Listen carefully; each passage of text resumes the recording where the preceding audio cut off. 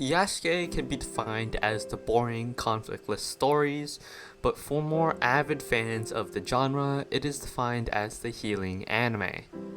I stated before how slice of life was a way to escape the pains of real life. For me, I catered to the idea of living an inner life through that genre. Iyashikei is a subgenre found in slice of life that is solely focused on characters living out their peaceful lives. The show Flying Witch falls into this category. The show is essentially about a witch who farms, and all I can remember from it is the time when I said my butt itai and laughed for 5 minutes straight. And no, this is not fake. While watching the show, I fell into a bad cold. I became a bit delusional and started laughing at the thought of replacing the word hurt with itai. Even though I was sick, I still told my brother to continue the show, and eventually we binged the whole thing. The show to me was just a weird memory of when I was sick and didn't take the right precautions to get better.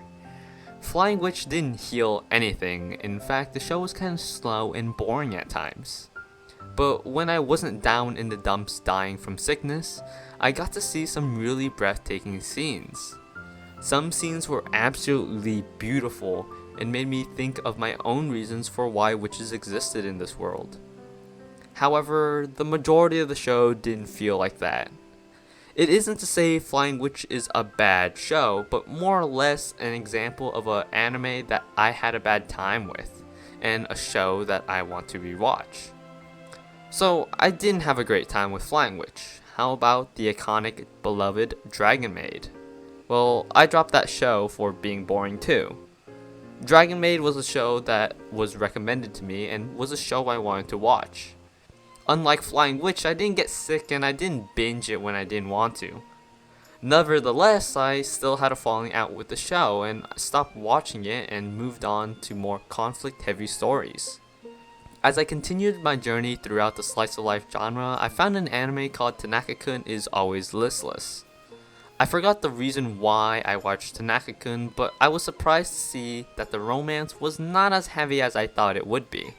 In fact, it was an anime that is categorized as an Iyashikei anime, and Iyashikei wasn't a genre I was too fond of at the time. The fun story and the struggle of Tanaka-kun, though, was really funny, and the idea of being listless was quite interesting, especially with the romance about to bloom.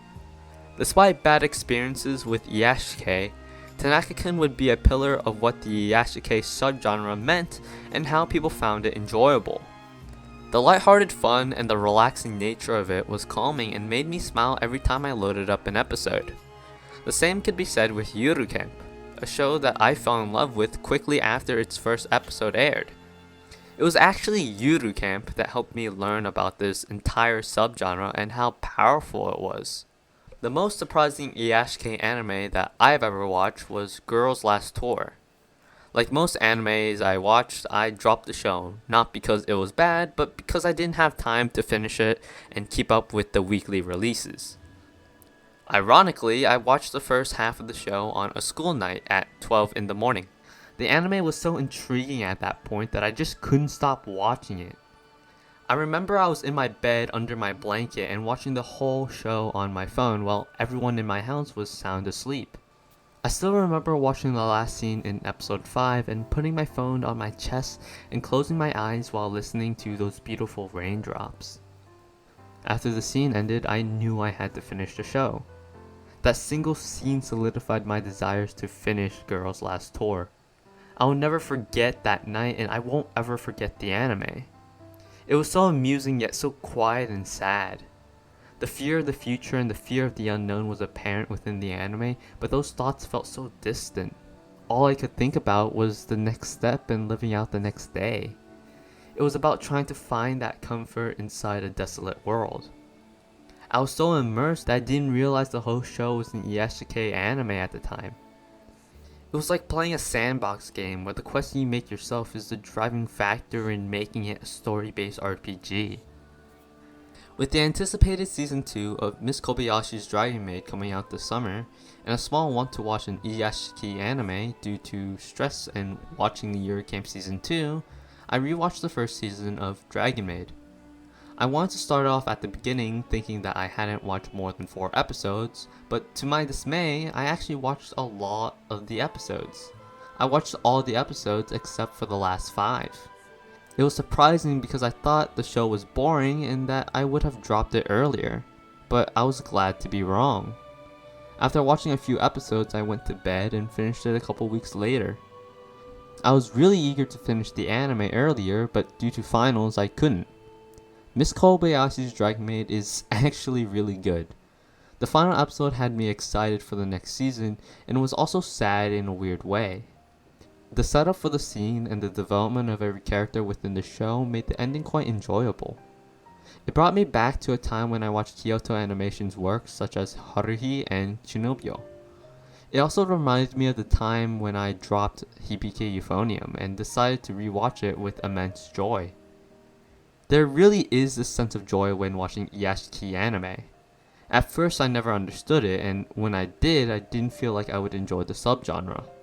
With all things, Kyoto Animation somehow managed to spark joy in the genre for me once more. I had my ups and downs with Iyashikei, but I'm glad I was able to have a love and understanding for this genre. It's not a thing for everyone, but it sure has a magical vibe to it. The term Iyashikei means healing in Japanese. When relating it to anime, it doesn't literally mean that it can heal you from a cold or a fever. What it is referring to is the element of peacefulness of living. It's like taking a step back and realizing we as people have other reasons to live other than the ones we are told. In a weird way, it helped me become a blob that was able to just absorb experiences and lives of others. It made me realize the optimistic world and how bright life was. It made me question who I was and what I was doing, and how everyone else was feeling. Iyashikei healed me, not my physical scars or a common cold, but the cold heart within me. It opened my heart to the childish ideas that I once had and adored. Iyashikei anime is known as the healing anime, and finding what it means to be healed differs from person to person. Just like new experiences, finding the meaning of Iyashikei is really and truly up to you to find out. 眠たい放課後窓から見下ろす春風なびいて一休み